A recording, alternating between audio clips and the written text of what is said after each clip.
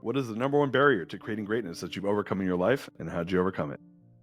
I think that one of the deepest challenges, so as I mentioned offhandedly throughout this call, I grew up in a Christian homeschool cult of that believed that every child was born evil, that they were born inherently wrong and broken and required God to save them. And it's not to say that anyone should have different beliefs or what your religious beliefs are.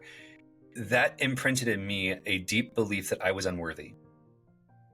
And it was so challenging. I remember one of my first mentors in the more spiritual space, in the space of learning to show up for myself. Not, I've always had business mentors. This was a guy who was like a coach who just challenged me to think about myself differently and to focus on me versus my work because I had merit. I remember talking to him and we were deep in a meditation. He said, imagine there's a house, there's this castle, and you're outside the castle and you're witnessing this castle that you own, that you've built.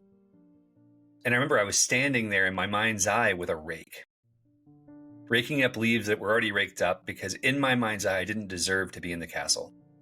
There's this deep imposter syndrome of disbelief that my value had merit. And so I really struggled to release that. And it's still an ongoing thing. The house that we're trying to buy is 18 times the price of the last house. And there's something in my subconscious psyche that I've had to work really hard to teach. It's okay to treat myself well. It's okay to have good things. And I think that is one of the hardest things to overcome, was this idea that without it being a selfish thing, but being an actually good thing of like, how do I learn to celebrate my wins instead of talk them down or try to pretend as if I'm not doing as well as I am? So I encourage anyone out there that if there are things that you're doing well in your life, that things are going well for you, to actually take the time to celebrate.